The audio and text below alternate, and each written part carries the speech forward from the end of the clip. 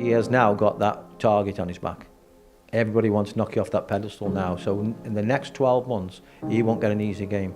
You know, he's won the World Championship, he's gone to Bahrain, and he's got beaten second round. So, and he won't like it.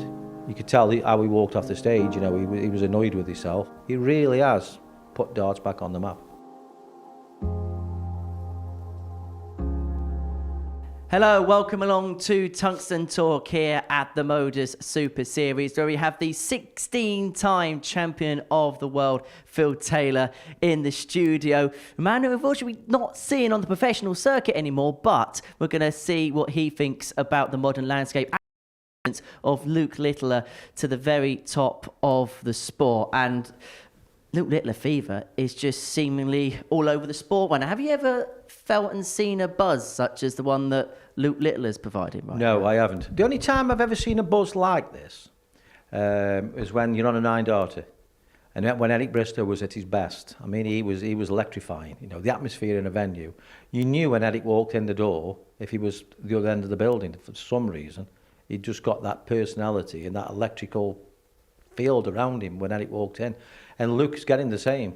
I mean, Luke Humphries is one of the best players I've ever seen, but he just hasn't got that, what Luke's got for some reason or other. I don't know what it is. You know, you watch different footballers and you say he's got something and he hasn't got it. But what a player Luke Humphries is. It's weird, you know, I walked around the supermarket the other day and at least 20 people, even the checkout, what do you think of this Luke Littler? I'm thinking, I've had enough of talking about Luke Littler now. I'll think the world of him. I think he's great. I really do. He's good, isn't he good? Will he? And the next question, will he last? I said, well, it's up to him. You know, it's entirely up to you how your career goes. You know, if you put the work in and put the effort in and you're young enough, of course you can. You know, he's all right for money, so he hasn't got to worry about money. So, yeah, of course he can do it. 17-year-old world champion. Back when you were playing, would such a prospect even be conceivable? I don't think you'd be allowed in the venue at 17 years old then. I think it was 18 only, wasn't it? So I don't think he'd be allowed playing it, I don't think. I'll have to look that up on the BDO records. I think you'd have to be 18 to play, I think. So, no, I don't think he could.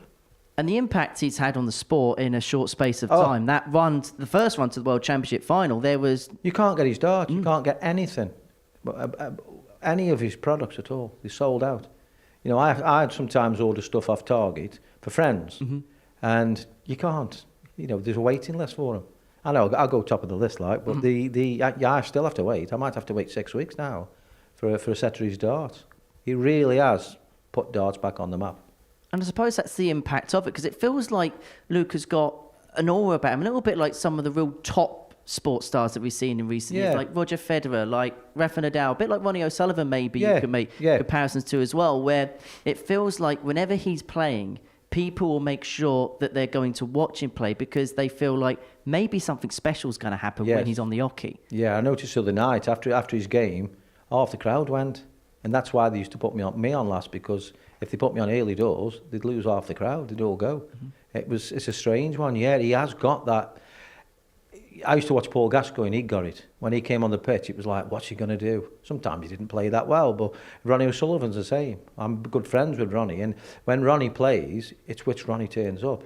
You know, the exciting one, he'll just blast you out the water, or he doesn't play as what he can. You know, his mind's not quite on it or something, or somebody's upset him.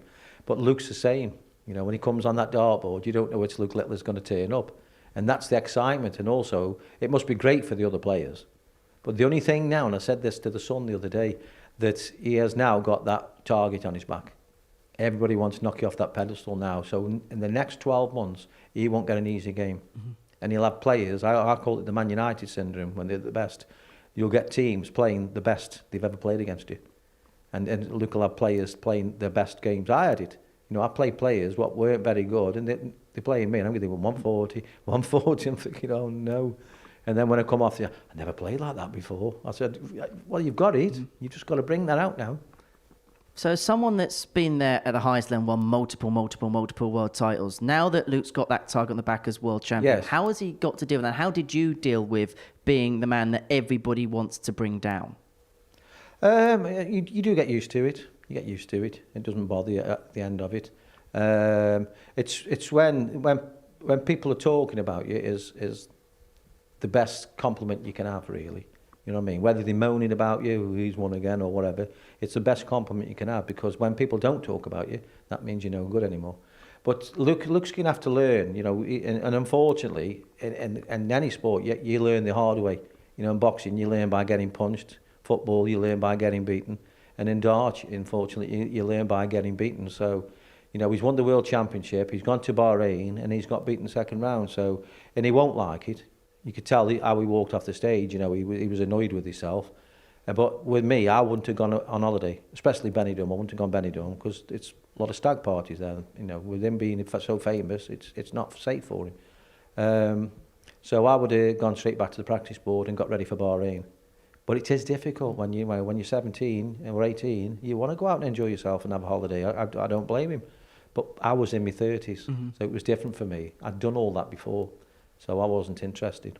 And do you think it's also a little bit more difficult as well in the modern game when you consider the amount of tournaments, and particularly for the top players that are playing 7 World Series events a year, they're playing 16 Premier Leagues. A lot of them then will go from a Premier League to a Euro Tour the week and then possibly play in Pro Tours the midweek. The fact that there's almost no room in the season now for breaks, where maybe a few years ago you kind of had a break in the summer after the match play, you had a few weeks here and there, whereas it feels like now the calendar's so relentless. Is that another thing that the modern day player has to adapt to? The modern day player now has got to pick and choose. And in my interviews before, I said it's getting like tennis now, where players are earning that much money. You can afford to have a driver, you can afford to have a personal, you know, somebody doing your nutrition for you. You can have a trainer, and even like tennis players, they have massages every day. Like Robbie Williams will have massages every day. You know, we'll have a masseuse, so it keeps the body supple and everything. And when you're travelling, you stiffen up. So these days will come soon where they'll be like professional tennis players. They will be that elite because the money. I'll guarantee you, Barry Hearn said it'll be £1 million for the winner, and it will. And I think it'll climb after that. And once you start getting that kind of prize money, your big sponsors will come in then. You know, you'll start getting people like Nike or Adidas coming in. So, you know, they're all watching. You'll get big companies coming in, and, you know, who knows? You know, they could be earning 40, 50 million pounds. I do genuinely like the lad. I like his family as well. His mum and dad are lovely. Peter looks after him. He's a good lad. I've only met his manager, I think, once, and he seems to be a good lad. He's looking after him. So he's doing everything right. Maybe I wouldn't have gone away. I'd have concentrated on Bahrain, because obviously you're world champion, you're the holder of Bahrain, so I wouldn't have gone away. I'd have get back on that practice board. What are the different expectations when you're world champion? Well, yeah, you're shot down. So when he'll go to Bahrain now, so every question now will be, what happened? What happened? Why did you get beat? You're world champion, and it'll drive him crackers. You know, you have to shelter yourself away from people where if you go to the supermarket, you don't go in. You sit in the car, and your wife goes in. Otherwise, you get inundated with questions, and it does do your head in, I'll be honest with you. So then you have to think, right, you do the shopping, and I'll do a bit more practice. You know, make sure I'm ready for the next one. On the subject of money and the subject of prize money in the sport, if Luke Humphries won that World Championship, he would have broken the £2 million barrier on the Ordre de Mérite. I mean, you broke $1 million, and at that time it was ridiculous. I think my best year, was about 1.3 million. I think that was the best year. But the World Championship then was only 200,000, I think. I think I won them all. I think I won all the majors. And I think that was my best year. That might have been included in the 9-darter as well, I don't know. So, yeah, I mean, the money's in comparison, really. £2 million is probably 1.5 million 10 years ago, you know.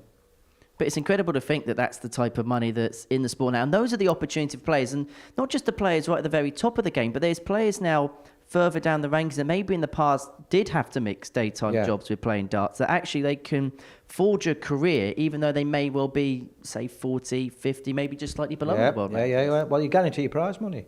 So if you're in the World Championship, I think the first round loser, if you get beat, is something like 15,000. So I think if you're in the top 16, you're probably on 60, 70,000 pound a year, guaranteed, without winning anything.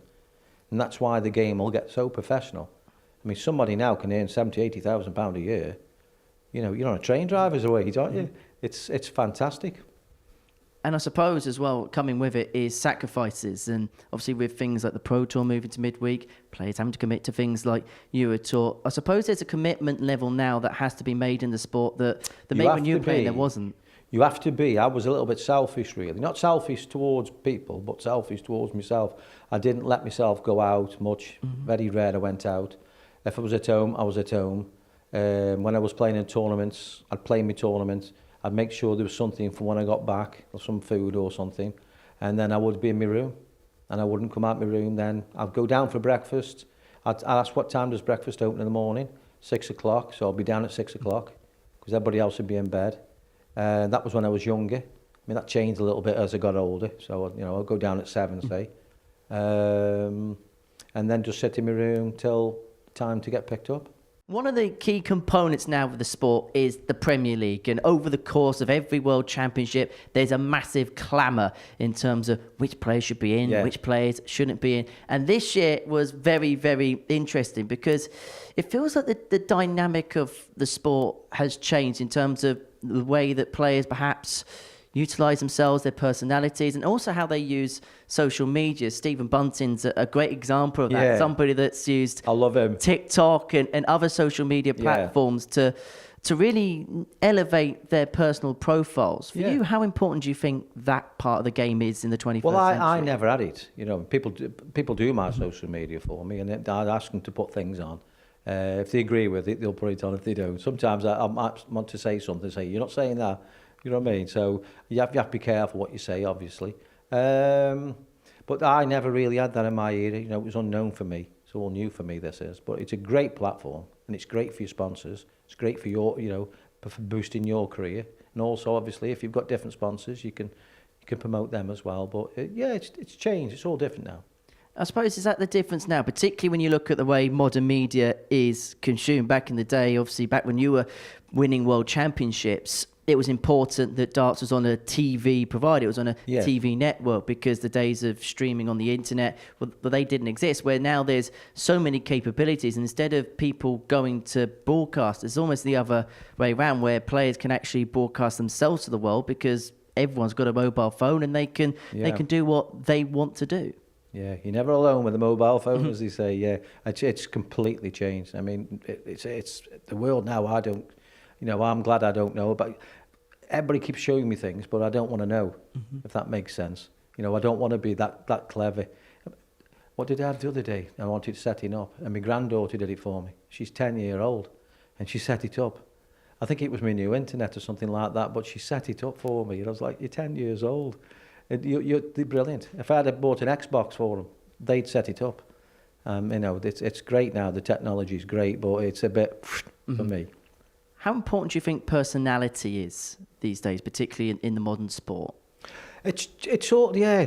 I mean, all the players are getting a personality now. I've noticed there's a little bit more, like little niggles going on, little arguments going on. Players are saying this, and snooker's the same getting. You know, people are running other players down. I don't agree with that, and he shouldn't be doing that.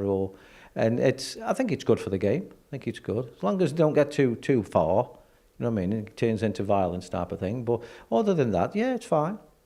And do you think for a sport to grow, particularly at this point, when you look at it now, you've got Luke Lee and Luke Humphreys, which in themselves have developed their own rivalry. Do you think it's important to have those types of matches where you've got player A up against player B, and because you know whether it's because of matches they played or things that they've said, that you've got this match that the general public, the punters that pay to watch darts and go into arenas up and down the country, really, really want to watch? They want... listen, when there was an argument in Coronation Street, Mark Baldwin was going to clump Ken Barlow, the viewing figures went from 4 million to 12 million. You know, people love that needle. You know, if Tyson Fury was to fight Anthony Joshua, it'll be massive because everybody wants to see that fight. So I think now that you're going to get proper rivalries. You know, it was strange. There was a lot on social media, because I go on and look at it now and again, and about Steve Bunting being too friendly with Luke Littler. But that'll change soon. That will change. You know, where they'll go in, they won't be like boxing. I don't like you, you don't like me, right, let's go up there. And it'll create interest. That'll be the next move, I think, what'll happen. They'll have people chatting and not being so matey anymore, because it's costing people too much money. In those particular matches that you just referenced there, do you think sometimes there is a little bit too much friendliness in those games? I've been there myself. You know, it didn't really bother me. You know, sometimes I enjoyed it. You know, it made me play better. Like Dennis Priestley always said, I got too close to Phil, and he's probably right. Well, he is right, really, because I got used to him then. He was my mate. So he was, you know, you haven't got that feel like you had before. But if I didn't know him, but I also blame myself where I should have kept myself away from people as well. So when you walk in, look, Ronnie does it. He keeps himself away. When he walks in, oh, Ronnie's here, Ronnie's here. So you get that fear factor. And I think that's going to happen in darts soon. People won't be so friendly anymore. Especially when you're losing £400,000. You know, if you get beaten in the last 8 and you're on 100,000, you could have won 500,000 here. What are you doing? You know what I mean? Wind him up a little bit, get him going a little bit, and that's what will happen soon. We'll talk about the modern game, but I also want to talk about the systems that are in place to really bring the players through the future. We've seen, obviously, Luke Littler come through, and there's a number of other really exciting... Matty Decker, I love him as a player as well. I think he's good and very good. I think Chris Dobie is an absolute lovely player. Lovely style. Love watching Chris Dobie. But at the minute, he's just having that little bit of hard luck. He's just missing them little finishes. And if he put that together, then he could be a world champion. I want to ask you about the junior systems. Obviously, on the PDC, you have the development tour. How important do you think things like that have been, to particularly for younger players, to develop their game, harness and skills, to teach them how to win? Well, I've been asked to open an academy. And one of my mates went up to Manchester. I mean, my cousins, we're going to open one up in the next couple of years. Call it the Phil Taylor Academy in Stoke. And these academies, there's one in Liverpool, which our Wayne goes, and then Kevin went one up in Manchester, and they booked up. It's like 2 months. You can't even go in and have a drink. It's full of people playing darts, you know, and a lot of them are young kids. It's brilliant, it is. And I'll tell you now, parents, it's great for their education, because a lot of children aren't so clever on maths anymore. But you get on that dartboard and you have to learn your finishes. It doesn't half improve their mathematics. My grandsons are brilliant at maths, one of the best subjects, all because of me. Not because of me, because your granddad was a dart player. They took interest and learned how to do the finishes. And dart players are getting younger and younger. I don't know whether you've heard of Jaden Walker. He's 12 years old. He played on that stage in a MODUS Super Series. I did. I saw off some of him, yes. And hit a 145 checkout. That's obscene, isn't it? I know, he's brilliant, isn't he? Bless him. When how old? He's 12. 12 years of age. Wait till he's 16. That's all I can say to you. Wait till he's 16. He's going to be a nightmare. Unless he gets bored with it and turns to something else. Because a lot of youngsters can get bored with things. You know, they'll play a Nintendo game one week and then I've had enough of that. I'll play with something else. So let's see what happens now. How important is it then for the role of parents or people? Parents. If I've got talent in my family, I'll be pushing them. I will. I'll say dedicate yourself. I'd say do 10 years, 12 years, whatever. Make your money and you're set for life. First thing you should do, buy your own house. Don't be giving money away. Don't be paying mortgages and things like that. If you can afford it, buy it cash. That's the way I was brought up, and that's Barry Earns mentality. Because I've got a few properties myself, and I thought about borrowing a little bit, and Barry, no, cash. And he wouldn't allow me. Even though it's my money, he say, no, you're not buying any houses on mortgages. Buy it cash. So I did. Finally, where do you see the future of the sport, and where do you think Luke Littler could take the sport of darts? Not 100% sure how far Luke can take it. At the minute, he's climbing and climbing. But if he keeps getting beaten, I mean, he's only been beat once this year, but if he keeps getting beaten on a regular basis, then people will start talking about him and start running him down, because they do. I've been there. Mm-hmm. And then you've got to keep reinventing yourself. You've got to keep pushing forward. So, and I'd say to the other players as well, the players that haven't really won anything yet, whether it's Chris Dobie or whether, you know, change something. Make yourself a better player. Whatever it is, just change a couple little things. Just tweak a little bit where you can play and put them doubles in under pressure. Or you can put it... Even I used to practice with I used to hate heavy rock. Can't do with it. So when I used to practice, I used to put heavy rock on. Mm-hmm. So you can if you can concentrate when somebody's banging a drum and the guitar's going, you can practice when the crowd are shouting. Little things like that. Take your own mattress. I used to take my own mattress topper. I got that off another sports person. I think it was Chris Froome. So when he goes in any strange bed, it's exactly like the one you sleep at home. I take my own pillow. My pillow's in my suitcase now. So I always take my own pillow, because otherwise it gives me an headache, sleeping on strange pillows. So loads of different things. World Championships, I wouldn't buy food from a restaurant. I'd cook my own. I'd take a cooker with me and cook my own. So I know what I'm eating then, and I don't, because the last thing you want to do is get any food poisoning or get the opportunity to do that. And I got that off a bodybuilder. It might have been Eddie Hall, actually, because he said we never ever eat in restaurants when you're going in for a major competition, because if you're ill, you're out. Finally, from me, if we were sat in these chairs again in 5 years' time, where would you like to see the sport? Well, you'd have to put a ramp in or a lift. We can arrange that. What would I like? Where would you like to see the sport of darts? I like MODUS. I really think the world of MODUS. You know, and I've fallen in love with Pluto TV because my father-in-law and my brother-in-law love Pluto TV because they love the darts, so they can watch the darts. They love the sport. Robbie's dad watches it because he likes it. If there's nothing on, like, because he loves his cricket, but he loves watching the darts and his football. So during the day, he'll put the darts on when there's nothing on. It's a great. My grandson's the same, Matthew, and Nathan watches it when he comes home from school. It's a great platform what they're doing, and they give it to everybody for free, which is brilliant. So hopefully, I'd love the Super Series, and I'd love the seniors to take off and make it a big sport. Phil, thank you very much for your time, as welcome. ever. Well, that is the latest edition of the Tungsten Talk with Phil, the Power Taylor, here at the MODUS Super Series.